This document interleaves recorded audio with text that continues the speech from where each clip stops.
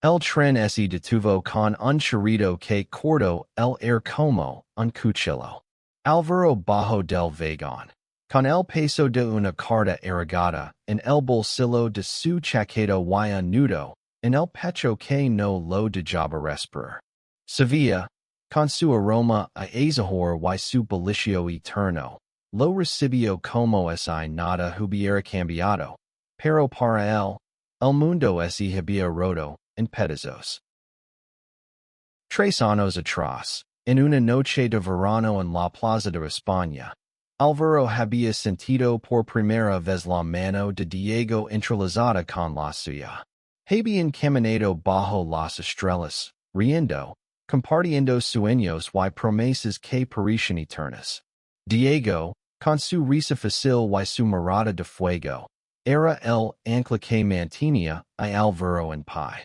Pero ahora, mientras arrastraba sus pasos por las calles empedradas de Triana, la ciudad le parecía un escenario vacío, un decoro que no podía ocultar la verdad. El diagnóstico que levaba en su cuerpo como una sentencia. Álvaro, de 25 años, había crecido en un pueblo pequeño de Extremadura, donde ser quien era un hombre que amaba a otro hombre. Era un secreto que ese y guardaba bajo leve. Cuando llegó a Sevilla para estudiar arquitectura, encontró en la ciudad una libertad que nunca había conocido. Diego, sevillano de pura cepa, tenía 26 años y una energía que llenaba cualquier habitación. Era artista, un pintor que capturaba en sus lienzos el alma de Andalucía. Y su amor por Álvaro era tan vibrante como los colores que usaba. Pero algo había cambiado en los últimos meses. Diego se había vuelto distante. Sus abrazos más fríos. Sus palabras más cortantes. Y luego, hace una semana, llegó la noticia que Álvaro nunca imaginó: leucemia. Un cáncer que lo devoraba desde dentro, como un ladrón silencioso. Se detuvo frente al Café La Rosa, su lugar favorito. Ali, en una mesa junto a la ventana, habían pasado tantas tardes hablando de todo y de nada. Álvaro sacó la carta del bolsillo, escrita con la caligrafía temblorosa de su propia mano. Era una carta para Diego, una confesión, una súplica. Quería contar todo, pedirle que lo acompañara en esta lucha. Pero el miedo lo paralizaba. Y Diego no podía soportar la carga. Y el amor que habían construido se desmoronaba en la enfermedad. Entró al café. El aroma a café y canela lo envolvió como un abrazo. Diego ya estaba allí, sentado en su mesa de siempre, con un cuaderno de bocetos abierto frente a él. Sus ojos oscuros se alzaron. Y por un instante, Álvaro vio en ellos la chispa de antes. Pero fue solo un instante. Ligas tarde, dijo Diego, con una sonrisa que no alcanzó sus ojos. Lo siento, el tren. Álvaro se sentó, sintiendo el peso de la carta en su chaqueta como si fuera de plomo. Hablaron de cosas triviales. El tiempo, un nuevo cuadro que Diego estaba pintando, los planes para el fin de semana. Pero Álvaro no podía concentrarse. Las palabras del médico resonaban en su cabeza. Es tratable, pero el camino será duro. Finalmente, reunió el coraje y sacó la carta, colocándola sobre la mesa. Diego, necesito decir algo. Su voz tembló, y el air pareció volverse más denso. Diego miró la carta, luego a Álvaro. Su expresión se endureció, como si supiera que lo que venía no sería bueno. Sobre mi salud, continuó Álvaro, con el corazón en la garganta. Hace una semana me hicieron unos análisis. Tengo leukemia. El silencio que siguió fue ensordecedor. Diego no dijo nada. Solo bajo la mirada al cuaderno de bocetos. Como si las líneas que había dibujado fueran más importantes que las palabras de Alvaro. Cuando finalmente habló, su voz era fría, distante.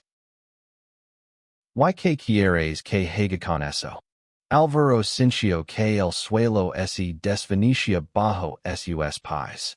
Había imaginado muchas reacciones, pero no esa frialdad.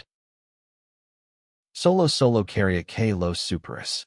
Que estuviéramos juntos en esto, susurró, luchando contra las lágrimas. Diego cerró el cuaderno con un golpe seco. Sus ojos, que una vez habían sido un refugio para Alvaro, ahora eran un muro. No puedo, Alvaro. No puedo lidiar con esto. Hizo una pausa, y luego, con una calma que cortó como un cuchillo, añadió, si vas a morir, muere en otro lugar. Las palabras golpearon a Alvaro como un puñetazo. Se quedó inmóvil, incapaz de procesar lo que acababa de escuchar. Diego se levantó, dejó unas monedas sobre la mesa y salió del café sin mirar atrás. Alvaro se quedó solo, con la carta erigada en la mano y un vacío que amenazaba con tragárselo entero. Los días siguientes fueron unborn. Alvaro se mudó temporalmente a un pequeño apartamento en el barrio de Santa Cruz, incapaz de volver al piso que compartía con Diego. Cada rincón de ese lugar estaba impregnado de recuerdos. Las mañanas perezosas en la cama, las noches pintando juntos en el estudio improvisado de Diego, los besos robados en la cocina. Ahora, todo eso parecía pertenecer a otra vida. El tratamiento comenzó casi de inmediato. Quimioterapia, citas médicas interminables, y la constante sensación de que su cuerpo ya no lo pertenecía. Pero más que el dolor físico, era el abandono de Diego lo que lo destrozaba. Había esperado apoyo, amor, quizás incluso promesas vacías. Pero no esa crueldad. Muere en otro lugar. Las palabras se repiten en su mente como un mantra venenoso. Una mañana, mientras esperaba en el hospital, conoció a Lucia, una enfermera de 30 años que parecía leer el dolor en sus ojos. Lucia, con su cabello negro recogido, en una coleta y una sonrisa que transmitía calidez, se convirtió en un faro en la tormenta de Alvaro. No era solo su profesionalismo. Era la forma en que lo escuchaba, la manera en que lo recordaba que no estaba solo. No dejes que las palabras de alguien definen quién eres, le dijo Lucia una tarde, mientras lo ajustaba la vía intravenosa. Eres más fuerte de lo que crees. Alvaro quería creerlo, pero cada día se sentía más débil. No solo por el cáncer, sino por la herida que Diego había dejado. Decidió escribir una carta más, no para enviarla, sino para desahogarse. En ella volcó su dolor, su amor, su ira. Pero al final, no tuvo el valor de enviarla. En cambio, comenzó a escribir un diario, un lugar donde podía ser honesto consigo mismo. Una noche, mientras hojaba su diario, encontró una entrada antigua, escrita después de su primera cita con Diego. Hoy supe que el amor puede sentirse como volar. Las lágrimas cayeron sobre la página. ¿Cómo había pasado de volar a caer en picada? Mientras tanto, Diego también estaba luchando con sus propios demonios. En su pequeño estudio en Triana, rodeado de lienzos a medio terminar, no podía escapar de la culpa. Había dica aces palabras en un momento de pánico, debido a perder a Alvaro, de sentirse impotent ante algo tan grande como el cáncer. Pero en lugar de retractarse, ese había encerrado en sí mismo, pintando lienzos oscuros, linos de sombras y chaos. Sus amigos, como Clara, una bailadora de flamenco de 28 años, notaron el cambio. Diego, ¿qué te pasa? Preguntó Clara una noche, mientras compartían una copa de vino en un bar de la Alameda. No eres el mismo. Diego no respondió. No podía admitir que había abandonado al amor de su vida por miedo. En cambio de tema, hablando de un nuevo cuadro que quería pintar, uno inspirado en el río Guadalquivir al amanecer. Pero Clara no se dejó engañar. Habla con él, Diego, antes de que sea demasiado tarde. El tratamiento de Alvaro avanzaba, pero los efectos secundarios eran brutales. La pérdida de cabello, la fatiga constante, las náuseas que lo dejaban postrado en la cama. Sin embargo, en medio de la oscuridad, encontró pequeños momentos de luz. Lucia lo invitó a un grupo de apoyo en el hospital, donde conoció a otras personas que enfrentaban el cáncer. Entre ellos estaba Miguel, un hombre de 40 años, también español, que había sobrevivido a un linfoma y ahora ayudaba a otros a sobrellevar su diagnóstico. Tú decides cómo contar tu historia, le dijo Miguel una tarde, mientras compartían un café en el patio del hospital. El cáncer no es el final, es solo una parte. Esas palabras resonaron en Alvaro. Decidió que no dejaría que la enfermedad, en el abandono de Diego, definieran su vida. Comenzó a dibujar de nuevo, pequeños bocitos de Sevilla, los naranjos en flor, los puentes sobre el río, los rostros de las personas que lo estaban ayudando a seguir adelante. Cada trazo era una forma de recuperar el control. Mientras tanto, Diego se enfrentaba a su propia crisis. Una noche, mientras pintaba, rompió un lienzo en un arranque de frustración. No podía seguir ignorando el vacío que sentía. Decidió buscar a Alvaro, pero cuando llegó al apartamento que compartían, lo encontró vacío. Sus cosas estaban allí, pero Alvaro no. Encontró una de las cartas que Alvaro nunca envió, guardada en un cajón. Al leerla, las lágrimas cayeron por primera vez desde aquella tarde en el café. Te amé con todo lo que soy, Diego. Y aunque me rompiste el corazón, no puedo odiarte. Solo quiero que seas feliz, incluso si no es conmigo. Diego se derrumbó. La culpa lo consumía, pero también lo impulsó a actuar. Fue al hospital, preguntando por Alvaro, pero le dijeron que no podía recibir visitas ese día. Decidió esperar. Pasó horas en la sala de espera, con la carta en la mano, prometiéndose a sí mismo que no se rendiría. Alvaro, mientras tanto, comenzaba a encontrar un nuevo propósito. Con el apoyo de Lucia y Miguel, decidió unirse a una organización benéfica que ayudaba a pacientes jóvenes con cáncer. Organizó una pequeña exposición de sus dibujos en el hospital, una forma de mostrar que la vida seguía, incluso en los momentos más oscuros. La exposición fue un éxito, y por primera vez en meses, Alvaro sintió que estaba recuperando una parte de sí mismo. Pero el pasado no lo dejaba en paz. Una noche, mientras caminaba por el puente de Triana, vio a Diego de pie en el otro extremo. Sus ojos se encontraron, y por un momento, el tiempo se detuvo. Álvaro sintió una mezcla de ira, dolor y un amor que no podía apagar. Álvaro, comenzó Diego, dando un paso hacia él. No, lo interrumpió Álvaro, con la voz firme pero temblorosa. No tienes derecho a aparecer ahora, después de todo. Diego bajó la mirada, avergonzado. Lo sé. Lo que dije fue imperdonable. Pero no puedo seguir viviendo con este peso. Necesito explicarte. Álvaro dudó.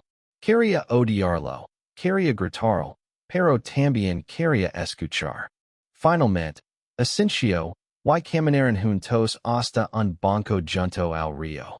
Diego habló, con la voz rota, confesando su miedo, su cobardía, como el diagnóstico de Álvaro lo había paralizado. Admitió que sus palabras habían sido un error, un intento torpe de protegerse del dolor. No espero que me perdones, dijo Diego, pero necesito que sepas que te amo. Siempre te he amado. Álvaro no respondió. Las palabras de Diego eran un bálsamo, pero también una herida fresca. Necesitaba tiempo. Se levantó y se alejó, dejando a Diego solo bajo la luz de la luna. Los meses siguientes fueron un torbellino. Álvaro continuó con su tratamiento, enfrentando días buenos y días malos. En los buenos, debujaba, reía con la CIA, ayudaba en la organización benéfica. En los malos, el peso de la enfermedad y la ausencia de Diego lo aplastaban.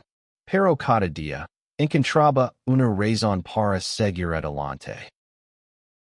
Diego, por su parte, comenzó a trabajar en un nuevo proyecto, una serie de cuadros inspirados en Álvaro. Cada lienzo era una carta de amor, una disculpa, un intento de capturar lo que habían tenido. Los colores eran vibrantes, pero había una melancolía en cada pincelada. Clara, su amiga, lo animó a seguir, a usar su arte para sanar. Una tarde, Álvaro recibió una invitación para una exposición en una galería local. No sabía que era la exposición de Diego.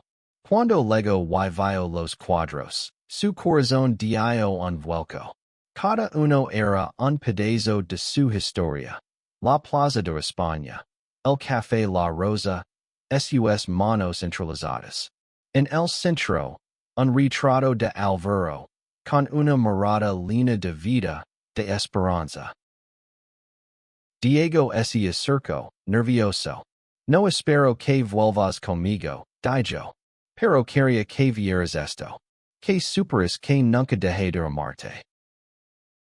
Álvaro sintió las lágrimas correr por sus mejillas. No sabía si podía perdonar, pero por primera vez, sintió que quizás podían reconstruir algo, aunque fuera diferente. El tratamiento de Álvaro comenzó a mostrar resultados. Los médicos eran optimistas, pero lo advirtieron que aún había un largo camino por recorrer. Álvaro, sin embargo, estaba decidido a vivir, no solo a sobrevivir. Comenzó a pasar más tiempo con Diego, pero con cautela. No quería volver al pasado, sino construir algo nuevo. Diego, por su parte, estaba comprometido a cambiar.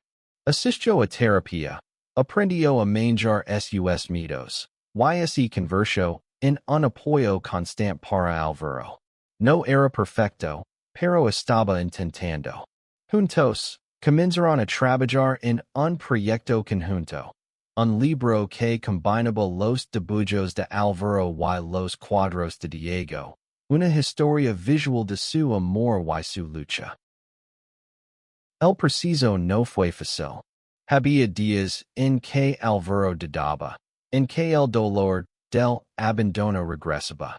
Pero también había momentos de risa, de complicidad, de redescubrirse el uno al otro. Una noche, Mientras trabajaban en el libro, Álvaro tomó la mano de Diego. No sé si puedo volver a confiar en ti por completo, dijo, pero quiero intentarlo. Diego asintió, con lágrimas en los ojos. Eso es más de lo que merezco. Un año después, Álvaro recibió la noticia que había estado esperando. Estaba en remisión. El cáncer no había desaparecido por completo, pero los médicos eran optimistas. La vida, que una vez pareció desmoronarse, comenzaba a reconstruirse.